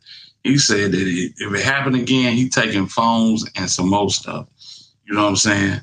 And most definitely this is one freak ass trial, one of the freakiest we ever seen. You know what I'm saying? If we get one worse than this, then we truly living in the last days. You know what I'm saying? We got everything and then some on this one. Black Barbie said the trafficking, I believe they should have left the X trafficking for the end because the females are always being bullied and targeted. Straight slammed. The females are always made to look bad. And listen, Black Barbie, you know I always try to call it down the middle. In a lot of these instances, we be looking for the female to be forthright. But we didn't have a female come up here and say she got dangled out a hotel balcony and come to find out she was a straight junkie. She didn't cooperate her information with Cassie's information. You know what I'm saying? Cassie came up here and said one thing about how she hated this and didn't ever want to be a part of it. And we got her text messages, you know what I'm saying? The whole situation with her asking somebody to relieve themselves in her mouth was her words. Nobody told, Diddy didn't tell somebody to relieve themselves on Cassie. She asked for that, which is crazy. You know what I'm saying? But in these situations, I believe that we all genuinely want to believe the person that is bringing the charges. You know what I'm saying? But when you get caught on the cross and they got legit evidence, you know what I'm saying? It is what it is, man. It is what it is. Only hope Diddy may have is the jury. I don't think he got that no more because they taking him down. You know what I'm saying? So, you know, we got to see. Someone is lying. An officer of the court is lying. That is huge. That is huge and detrimental to one's reputation, especially as an officer of the court. Now, we've been in front of this judge for, how long has this trial been going? 6 weeks. And even I've been in front of him, watching him on other trials aside from Diddy. I have never seen this judge, Judge Subramanian, be so upset. I mean, to the point where he said, I will launch an investigation. I will look into civil or criminal penalties. I wouldn't put criminal contempt off the table. Like, this is a huge sign for him to tell these attorneys and the parties to, once someone is lying, I take this seriously and I will launch an investigation, even to the point where he said, even looking at people's phones. Yeah. Well, I don't think it's going to affect the case in the sense of there's going to be a mistrial. Right. I think it's more a concern about if there's an investigation, what comes of it, what was said, who said what. It's more about the attorney's reputation and potentially their career, more so than how this case would be affected. Because it is subject to disciplinary proceedings. Brian. And just ask yourself, fam. You know, a lot of this stuff they saying that she's saying she did to please Diddy. Now, if you want to go as far as to lay down with another man for this guy, then you know that's cool. But when it comes to what we just talked about, that's crazy. That is a whole nother level of crazy. And I don't know how high a nigga need to get to ask somebody to relieve themselves in my mouth. You know what I'm saying? I'm just like, man, where that come from? Like, for real. And Bernardo, I'll have to wait and see how that plays out. I have a feeling the judge is going to get to the bottom of that one. Coming up, we are taking a look at how this criminal trial could potentially impact the legacy of Combs's Bad Boy record label. Stay with us.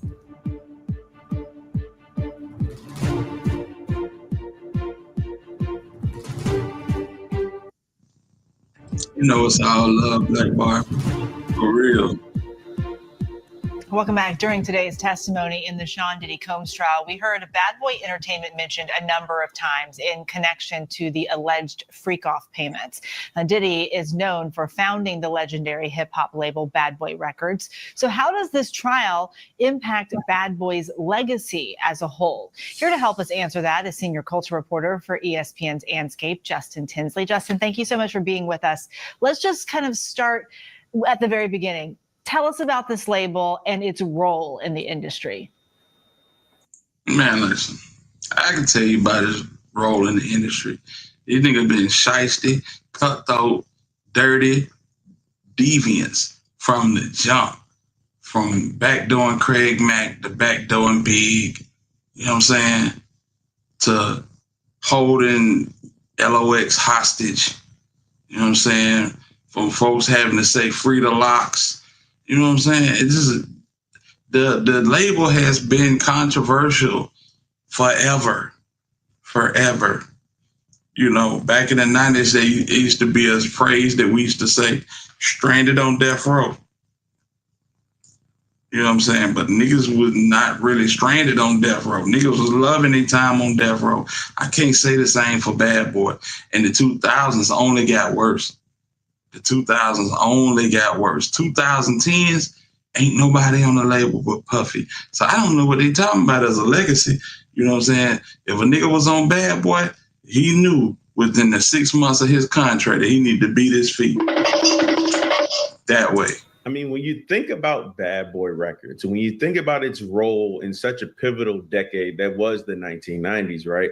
It's not a stretch to say like Motown in the 60s, a label that really defined the sound of a generation, defined the sound of young America. And in a lot of ways, Bad Boy Records helped do that, you know? That's what this was, through all of the artists that Diddy worked with, through all the songs and the albums that he created. And that's why we're still having these conversations about him and the record label to this day. And that's why this trial in this case holds such, I guess you could say, a stranglehold on pop culture discourse. And you say this trial will greatly impact Bad Boy. How so? So musically speaking, Bad Boy Records really hasn't been a major player in the industry for quite some time. But as I said before, it's a legacy label, right? Meaning it'll always be relevant in terms of what it was and the sheer amount of like classic music it created in the vacuum that it did. But Bad Boy will always be Diddy first, regardless of the artist, regardless of the albums that he helped produce, because that was Diddy's label. You know, Diddy couldn't get out of his own way. That's why he was fired from Uptown Records in the early 90s. And that's why he had to form Bad Boy Records. And now 30 years later, we're looking at this. And at least according to the testimonies that we've heard thus far, right? Diddy still can't get out of his own way. So this trial impacts Bad Boy the same way it does Diddy, because there's no way to tell the complete story without one or the other, without talking about the complete story. And this trial and these allegations and these testimonies and these stories are part of that story. Is there any way back for Bad Boy Records? No, because if Bad Boy Records would have found a way back, I think Bad Boy Records, musically speaking, again, would have found a way back long before this trial, long before Cassie's lawsuit. But, you know, these complications are interesting, right? Because complications are impossible to ignore because of the contributions, what I just talked about. Like these contributions matter because they soundtrack so many of like people's lives. So, I mean, that's a massive gift and it's a massive responsibility because it fosters immortality, which honestly is the most coveted goal in pop culture. But here's the thing people have to remember. Immortality does not guarantee invincibility. And I think we're seeing a lot of this right now. Some wise words, Justin Tinsley. Thank you so much for being with us. We'll be back now with new episodes every day of The Trial. The show streams right here on ABC News Live, Disney Plus, and Hulu weekdays at 5:30 p.m. Eastern and Pacific. For even more on the Diddy trial, make sure to follow our podcast, Bad Rap. As they said, as Memphis native said, don't forget he got Pac knocked down. And I don't think that he'll ever be brought to trial for that. But, you know, does it matter in the grand scheme of things? You know, he's finna, shit, it's getting close to life, man. and after this little white boy, the little point guard from Syracuse, hop on the stand, that might that might be the nail in the coffin. You feel me? That may be the nail in the coffin. A group of 12 New Yorkers will have to be all on the same page with this. Yeah, that's true. That's true. But I think they're gonna find some common ground. It's looking bad, man. It's looking bad. K-Dog said Black Barbie gotta try to laugh. This situation is so sad on so many levels. I swear to God it is. I swear to God it is, man. So yeah, that's it, man. Kels is looking for a way out. Look like he is really sick and don't nobody care. Don't nobody care. Tyler Perry, you know what I'm saying? He done crashed out. Lawsuits, plenty. Because you know how this works. When one lawsuit comes, that don't mean that that's it. You know what I'm saying? It could be others that follow behind this one, especially when it's a money grab. $250 million, you're not going to get that. You're not going to get nowhere close to that. You know what I'm saying? $2 million, possibility. 250, asinine, completely out of the way. You know what I'm saying? And then, you know, this is the world we live in.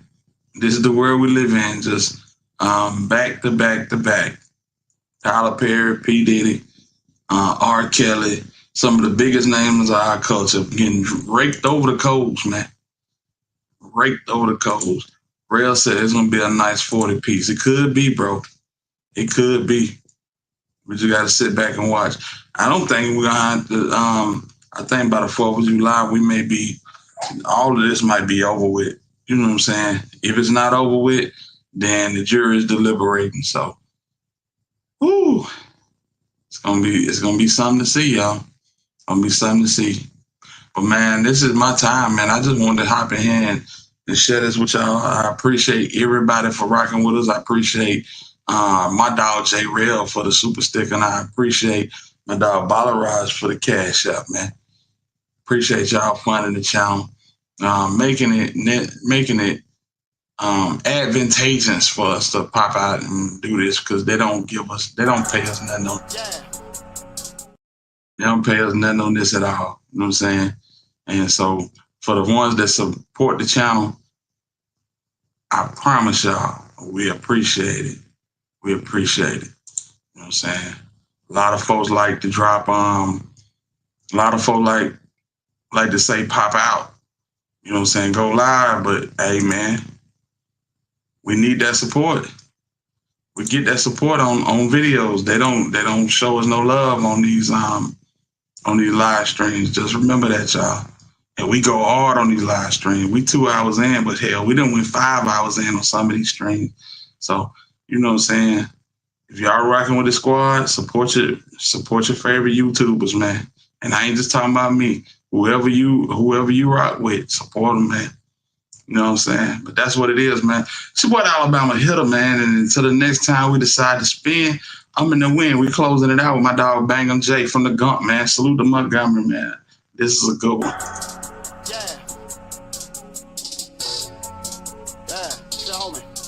Back in that bed. Yeah, this shit. Finna murder that bitch. Come on with it. Got a dojo in it, feel like Cobra Kai. With them bricks, karate chop. I just broke it down and recompressed, now it's a lot. Now he hot, dummy blocks. She been eating Molly, popping hands and smoking loud. She got live, and she forgot. Bitch, I'm from Montgomery, we do numbers on the south. It's going down, fuck you talking about. They say who that thought you knew that I'm that nigga Bang'em J. Floating through the city, getting it crumb and making major pay. If you ain't about making money, get what, dog, we can't relate. I don't fuck with niggas like you, please just stay up out my way. Okay, I can make it double 24 to 48. Ain't no drop, it's a drought. They gon' buy this shit all day. Pocket rocket on my waist. Yeah, Lil Nina, that's my babe. She gon' show out by Lil Bang. Niggas know that girl don't play. Okay, me and you ain't equals. No, we not the same. I'm just soaking up these blessings. Thank the man, I can't complain. Nigga finally see the picture. I just got a bigger frame, and I'm still going in. Yeah, you niggas know the name. Got a dojo in it, feel like Cobra Kai. With them bricks, karate chop. I just broke it down and recompressed, now it's a lot. Now he hot, dummy blocks. She been eating Molly, popping hands and smoking loud. She got live, and she forgot. Bitch, I'm from Montgomery, we do numbers on the south. It's going down, fuck you talking about. Hey, bitch, I just left Pluto, bought the spaceship across the field. Came back with some triple stacks. Said I pack, we geek for real. She say, bang, bang, where you at? I told her, meet me across the hill. Cone liquor, popping pills on some video, shit for real. Drink, gon' crank up the grill. Told your mail, pull out the speakers. Party every weekend, give a fuck about them peoples. Dip out for a minute, damn, they need me in the kitchen. Bitch, I'm something like a chemist. I'm a young Josephus. Late night now, I'm lurking, nigga, where the skuggies at? Yeah, I'm kicking, that's a fact. Say she sober, hold on, hunger, here, just take a piece of that. Gotta twist it to the max. Now the bitch won't shut up talking. Bet you didn't know that your baby mama love this fucking dojo in it, feel like Cobra Kai. With them bricks, karate chop. I just broke it down and recompressed, now it's a lot. Now he hot, dummy blocks. She been eating Molly, popping hands and smoking loud. She got live, and she forgot. Bitch, I'm from Montgomery, we do numbers on the south. It's going down, fuck you talking about. Hey.